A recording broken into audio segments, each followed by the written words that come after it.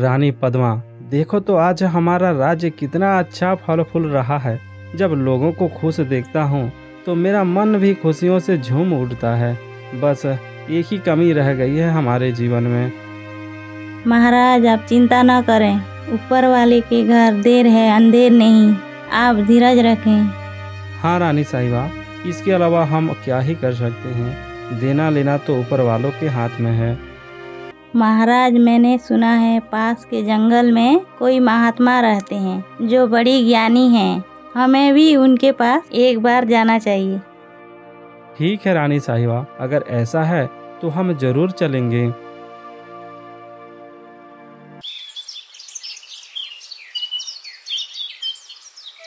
अगले दिन सुबह होते ही राजा रानी एक रथ में सवार होकर जंगल के रास्ते बाबा से मिलने निकल गए।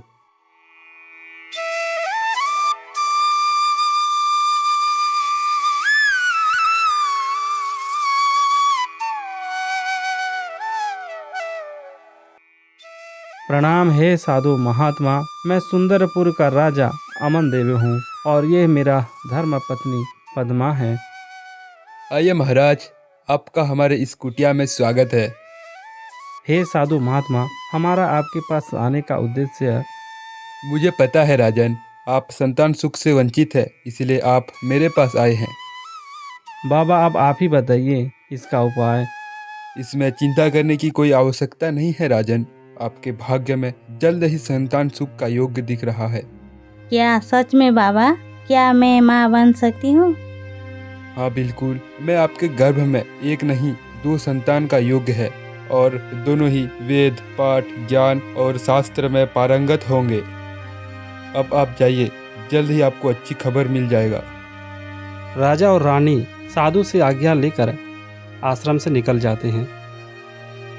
दोनों के जाने के बाद साधु कुछ चिंतन करने लगे। अरे ये क्या, मुझसे तो एक बड़ा गलती हो गया है। राजा के पास 2 संतान का योग तो है, पर एक ही संतान का सुख है। हे भगवान, मुझसे घोर अपराध हो गया है, मुझे क्षमा कर देना।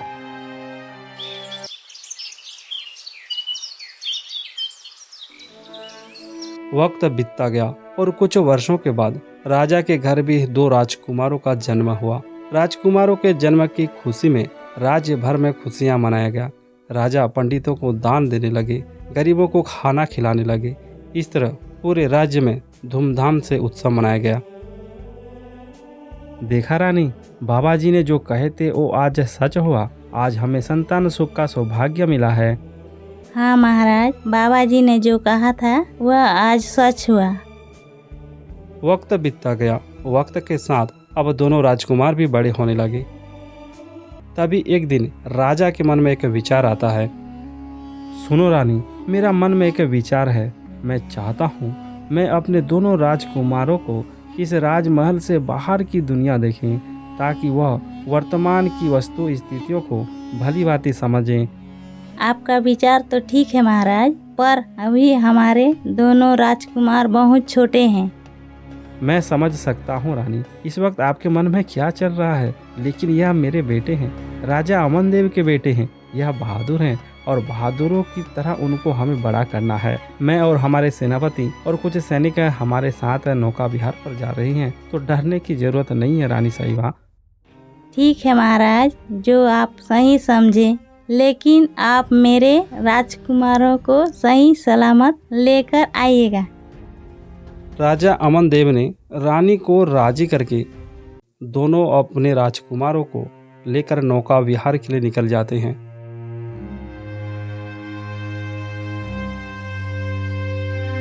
कुछ दूर जाने के बाद उन्हें एक नाव नजर आता है। अरे हाँ, वो देखो, बड़ा सा नाव है। चलो ये बढ़िया रहेगा, चलो इसी में ही नौका विहार करते हैं आज। नहीं महाराज, नाव तो है, लेकिन नाविक नजर नहीं आ रहा है। मुझे कुछ ठीक नहीं लग रहा।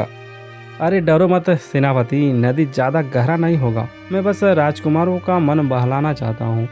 जैसी आपकी आज्ञा महाराज। राजा अपने दोनों राजकुमारों के साथ और सेनापति के साथ नाव पर सवार हो जाते हैं। नदी गहरा था और तेज बहाव था। कुछ देर बाद अचानक एक तेज हवा नाव की दिशा बदल दी। नदी के मझधार में नाव इधर उधर डोलना शुरू हो गया। राजा अपने दोनों राजकुमारों को हाथ को पकड़ा हुआ था, लेकिन होनी को तो कुछ और ही मंजूर था। राजा का हाथ एक राजकुमार से छूट जाता है और वह राजकुमार पानी में गिर जाता है। अरे अरे मेरा बच्चा, अरे कोई बचाओ मेरे बच्चे को। हे भगवान, ये मेरे साथ क्या हो गया? मेरा एक बेटा पानी में बह गया। अब मैं क्या बताऊं रानी को जाकर। राजा नाव पर बैठकर रोता रहा। देखते देखते कुछ समय बाद सब लोग नदी के किनारे आ जाते हैं और राजकुमार को खोजने लगते हैं। राजकुमार को खोजते खोजते काफ़ी समय हो गया। अंत में निराश होकर सब राजमहल आ जाते हैं। राजमहल आकर राजा रानी को सब बातें बता देता है। हे भगवान, यह क्या कर दिया आपने? मैंने पहले ही आपको बताया था कि मेरे दोनों बेटे अभी बहुत छोटे हैं, उनको लेकर जाना सही नहीं है। अब मैं आपको क्या बताऊं रानी साहिबा, मुझे माफ़ कर दीजिए, लेकिन मैं आपको ये वचन देता हूँ, मैं अपने राजकुमार को ज़रूर खोज कर लाऊंगा। मैं बाबा के पास जाकर इसकी जानकारी देता हूँ। वो तो त्रिकालदर्शी हैं, वो ज़रूर हमारी मदद करेंगे। जी बिल्कुल, आप अभी बाबा के पास जाइए। राजा तुरंत बाबा के आश्रम के लिए निकल जाता है। वहाँ पहुँचकर सारी घटनाओं के बारे में राजा ने बाबा को बताया। चिंता करने की कोई आवश्यकता नहीं है राजन, ये तो विधि का विधान है। आप घर जाइए, आपका दूसरा राजकुमार सुरक्षित है। वक्त आने पर वह आपके सामने होगा। बाबा की बातें सुनकर राजा वापस राजमहल आता है।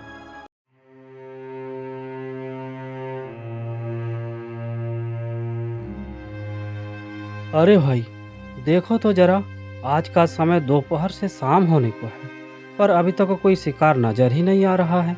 और अब तो मुझे बड़ी जोर की प्यास भी लगने लगी है। चलो चलो, उस नदी की ओर चलता हूँ।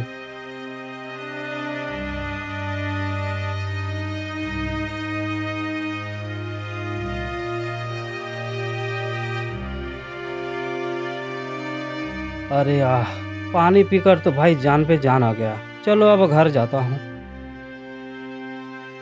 अरे अरे वो क्या है भाई, जरा पास जाकर देखता हूँ।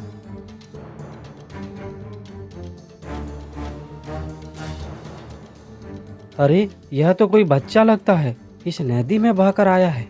यहाँ दूर दूर तक तो कोई इंसानों का नामो निशान ही नहीं है। अब मैं क्या करूँ? इसे अकेला यहाँ छोड़ भी नहीं सकता। घना जंगल है, ये बच्चा जंगली जानवर का शिकार बन जाएगा। रात भी होने को है। अगर इस बच्चा को यहाँ छोड़कर चला गया तो इसका पाप मुझे ही लगेगा। नहीं नहीं, मुझे इसे उठाकर अपना घर ले जाना चाहिए। हाँ, यही ठीक रहेगा। अरे शांति, देखो तो मुझे आज क्या मिला है जंगल में से। अरे ये क्या? यह तो कोई बच्चा है। कहाँ मिला आपको? शांति, यह मुझे नदी के किनारे पड़ा हुआ मिला। लगता है कहीं से बह कर आया होगा। देखो तो जरा। हाँ, बच्चा तो बेहोशी के हालत में है। इसे हमें जल्दी ही होश में लाना होगा। मैं अभी पानी लेकर आती हूँ। कौन हो बेटा? कहाँ से आए हो? तुम्हारा नाम क्या है? बेटा देखो, घबराओ मत, डरो मत, हम तुम्हें कुछ नहीं करेंगे। बताओ तुम्हारे माँ बाप कहाँ हैं? देखो जी, ये लड़का तो कुछ नहीं बोल रहा है, लगता है सब भूल गया है। अब हम क्या करें शांति, भगवान की शायद यही मर्जी है। अब यही लड़का को हम अपना बेटा बनाकर बड़ा करेंगे। शिकारी और उसका पत्नी राजकुमार को पालन पोषण करने लगे। राजकुमार धीरे धीरे जंगलों और शिकारों के बीच बड़ा होने लगा। राजकुमार में क्षत्रिय का खून था। राजकुमार अस्त्र शस्त्र में उसकी रुचि बढ़ने लगा। राजकुमार अब 16 वर्ष के हो गया है। अभी हर रोज की तरह अपने शिकारी पिता के साथ आज भी जंगल में शिकार के लिए निकल जाता है। बेटा अग्नि, देखो तो आज हम कितने जंगल के अंदर आ गए हैं। कोई शिकार तो आज नजर ही नहीं आ रहा है। अरे ओ देखो, एक शिकार, लेकिन बहुत दूर है। बस उसकी आहट ही एहसास हो रहा है। क्या हम इसका शिकार कर पाएंगे? आप चिंता न करें पिताजी, मैं हवा के वेग से ही शिकार पर निशाना लगा सकता हूँ। अग्नि ने हवा की दिशा को समझा और हवा की गति के अनुकूल उसने तीर को छोड़ा और वह तीर सीधा जाकर शिकार पर लग जाता है। अरे वाह बेटा, तुमने तो कमाल ही कर दिया। शिकार को बिना देखे सिर्फ आवाज़ सुनकर ही तीर चला दिया और तीर भी देखो तो सीधा निशाने पर जाकर लग गया। वाह बेटा, मुझे बहुत गर्व है तुम पर। पिताजी, मैंने सारा बचपन आपके साथ गुजारा है। इस तीर और धनुष के बीच बड़ा हुआ हूँ। हाँ, अब और ज़्यादा मत बोल। अब तुम बड़े हो गए हो, बड़ी बड़ी बातें करने लगे हो। अब चल, तेरा माँ तेरा इंतज़ार कर रही होगी, हमें जल्दी घर जाना चाहिए। दोनों बाप बेटा शिकार को लेकर घर की ओर निकल जाते हैं। इस तरह शिकारी और बिछड़ा राजकुमार का जिंदगी गुजरता गया। महाराज, हमारे नगर में एक दानव का आतंक दिनों दिन बढ़ता ही जा रहा है। हर रोज हमारे लोगों को उठाकर ले जा रहा है। लोग भयभीत होकर राज्य छोड़कर भाग रहे हैं। हमें जल्द से जल्द इस दानव का अंत करना होगा। हमारे नगर में दानव का आतंक, ये तो चिंता का विषय है मंत्री जी। मंत्री जी, आप शीघ्र हमारे सैनिकों को आदेश दो और सेना को तैयार करो। राजा अपने सैनिकों के साथ दानव के साथ युद्ध करता है, पर दानव मायावी था। पल भर में गायब होकर दूसरी तरफ से वार करता था। लिहाजा राजा को हार का सामना करना पड़ा।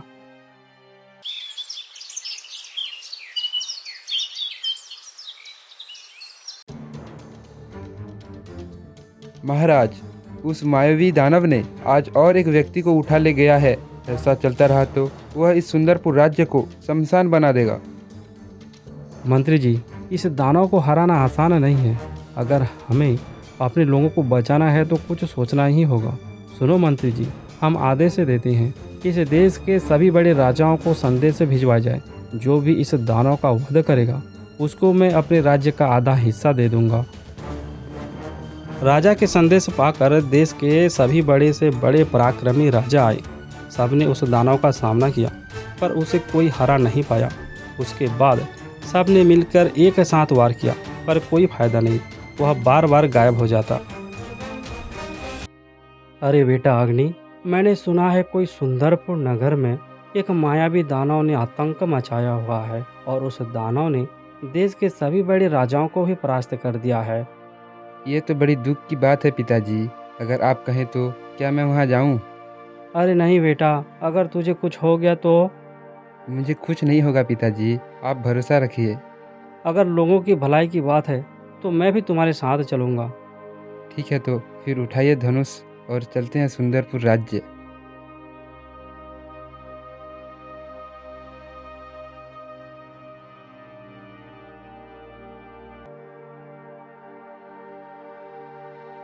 क्या इस देश में, इस राज्य में ऐसा कोई वीर पैदा नहीं हुआ है जो इस मायावी दानव से हमें रक्षा कर सके?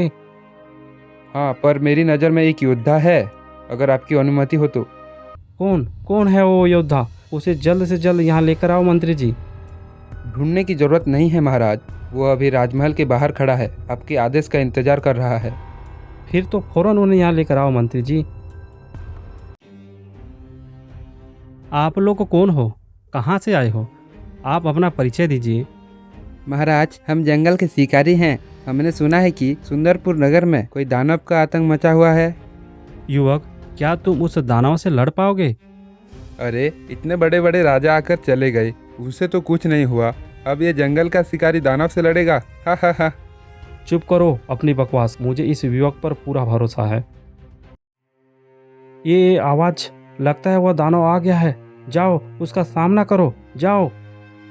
सब लोग राजमहल के बाहर आकर खड़े हो जाते हैं।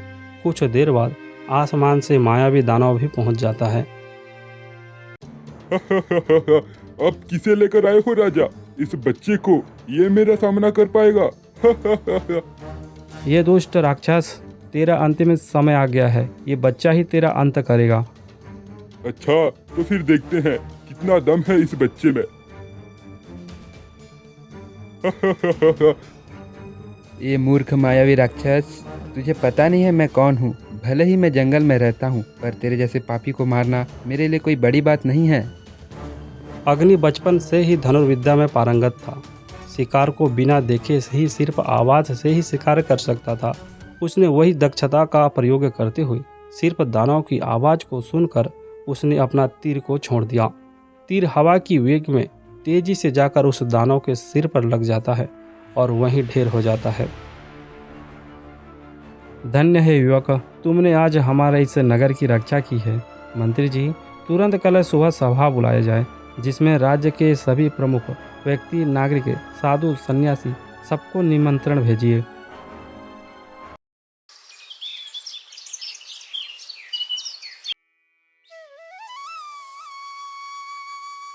महात्मा जी, आपको देखकर आज मुझे बड़ी प्रसन्नता हुई।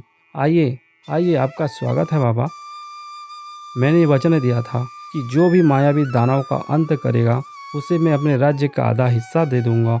आज मैं घोषणा करता हूँ, मैं इस युवक को राज्य का एक हिस्सा प्रदान करता हूँ और मैं उसे उस राज्य का राजा बनाने का घोषणा भी करता हूँ। रुकिए महाराज, राजा बनाने से पहले परिचय तो बता दीजिए कि ये है कौन, कहाँ से आया है, क्या ये क्षत्रिय है? नहीं नहीं, ये राजा नहीं बन सकता। वीर किसी परिचय के मोहताज नहीं होते हैं, उनकी वीरता ही उनका सबसे बड़ा परिचय है। महाराज, आपकी आज्ञा हो तो मैं कुछ कहूँ? हाँ हाँ जी बिल्कुल महात्मा जी, आप बोल सकते हैं। याद है महाराज, आप मेरे पास आए थे। मैंने कहा था कि वक्त आने पर आपका दूसरा राजकुमार भी आपके सामने होगा। हाँ बाबा, क्या आपको मेरे दूसरे राजकुमार के बारे में कुछ पता चला? हाथ कंगन तो आरसी क्या राजन, ये जो युवक है जो तुम्हारे सामने खड़ा है वही तुम्हारा बिछड़ा राजकुमार है। नहीं नहीं, ये क्या बोल रहे हो बाबा? ये मेरा बेटा है, ये कोई राजकुमार नहीं है, ये मेरा अग्नि है, ये मेरा बेटा है। मैंने इसको पाल पोस के इतना बड़ा किया है। मैं तुम्हारा स्नेह समझ सकता हूँ शिकारी, फिर भी सच्चाई तो सच्चाई ही होती है। इसमें इस राज्य के राजा अमन देव का खून है। यह एक क्षत्रिय है। यह बात सच है महाराज। मैंने आज से कई साल पहले इसे नदी किनारे बेहोशी की हालत में पाया था। शिकारी ने अपनी आप बीती एक एक करके राजा को बता देता है। शिकारी और महात्मा की बातें सुनकर राजा रानी चकित हो जाते हैं। वर्षों बाद आज मेरा बिछड़ा राजकुमार मिल गया, मैं तो धन्य हो गया। सुनो सभाजनों, आज मैं ये घोषणा करता हूँ, हमारे दोनों राजकुमारों को राजा बनाने की मैं ऐलान करता हूँ। अग्नि को पूर्वांचल का राजा और अभि को पश्चिम अंचल का राजा बनाने का अभी तत्काल मैं घोषणा करता हूँ। मैंने संतान खोने का दुख क्या होता है उसको करीबी से देखा है। आज मैं और एक पिता को अपने बेटे से दूर नहीं कर सकता, यानी कि मन्नू शिकारी और उसका पूरा परिवार राजकुमार अग्नि के साथ ही राजमहल पर रहेंगे।